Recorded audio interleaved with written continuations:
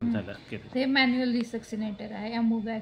तर हा जो आहे हा पेशंट एंड आहे, तर याला आउटलेट म्हणायचं. आणि ह्याला हे इथं ऑक्सिजन आहे, तर ह्याला इनलेट म्हणायचं. इथून ऑक्सिजन येणार, इथून ऑक्सिजनची ट्यूबिंगसाठी आहे आणि हे रिझर्वायर बॅगसाठी आहे. तर हे इनलेट आहे आणि हे आउटलेट आहे आणि ही सिलिकॉन बॅग. तर आता हे याच्यामध्ये जे दिसतंय तर फिश माउथ वॉल आहे, इन्स्पायरेटरी वॉल आहे, नॉन रिब्रीदिंग वन वे इन्स्पायरेटरी वॉल.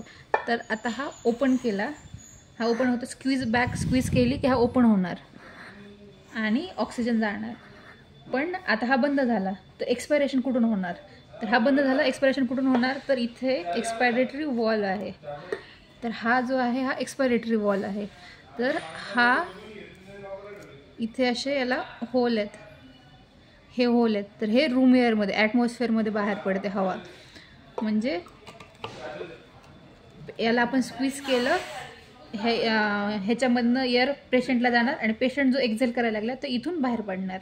त्याच्यानंतर हा जो आहे हा पॉपअप वॉल आहे. जेव्हा आपण असं पेशंट एंड असं हे करणार, कंप्रेस करणार आणि आपण बॅक हे करणार, त्यावेळेस हा वॉल वरती जातो आणि एक आवाज यायला. आता हे का पॉपअप झालं, हे पॉपअप झाला, वरती येतो हा वॉल.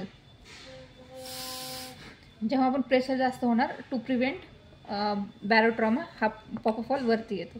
त्याच्यानंतर ही सिलिकॉनची बॅग आहे, ही सेल्फ इन्फ्लेटिंग असते आणि ह्याचे वजनानुसार ह्याचे पण ग्रुप आहेत. म्हणजे लेस दॅन 2.5 kgचा बच्चू असेल तर त्याला 240 ml बॅग असते. नंतर 2.5 to 25 kg पिडियाट्रिक बॅग जे असतं ह्याचं व्हॉल्यूम असतं 500 ml आणि अडल्टमध्ये हिचं व्हॉल्यूम आहे 1600 ml. त्याच्यानंतर हे इनलेट, तर हा आहे ऑक्सिजन पोर्ट, याला आपण ऑक्सिजन ट्यूबिंग लावणार. आणि हा रिझर्वायर पोर्ट, इथे रिझर्वायर बॅग अटॅच असते. त्याच्यानंतर याला ओपन केलं, याला ओपन केल्यानंतर हा आहे एक्सपायरेटरी वॉल. तर जेव्हा आपण असं स्क्वीज करतो बॅग त्यावेळेस हा बंद पडतो. म्हणजे काय होणार की बॅगमधलं जे व्हॉल्यूम आहे ते पेशंटला जाणार, इकडनं वापस येणार नाही. तर आता याला आपण असं बॅगला स्क्वीज केलं आहे. आता हा वॉल बंद आहे, ह्याला आपण असं खाली ठेवायचं आणि हे जर आता ओपन होत नाही आहे,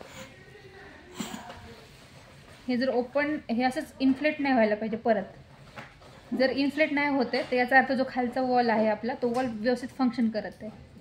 आता याला सेल्फ इन्फ्लेटिंग बॅग आहे पण ती इन्फ्लेट होत नाही कारण हा वॉल आपला बंद आहे. ही वन ऑफ द टेस्ट आहे to check functioning of Ambu bag. झालं.